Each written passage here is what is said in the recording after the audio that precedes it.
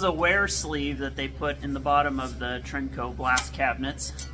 And as you can see, I repaired this one time and it blew through it again. So here we go again. I got a new one, and what I did was I put a rubber liner in it, basically.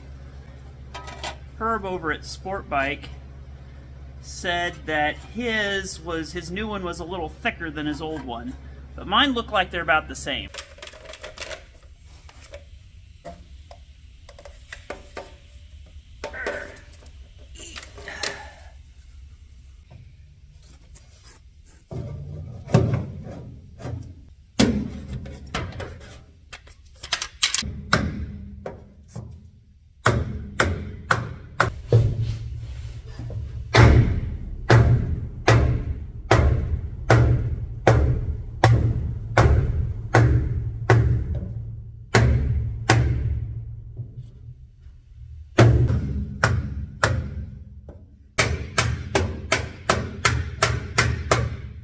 Still a little twisted. I'll see if I can bring that back around.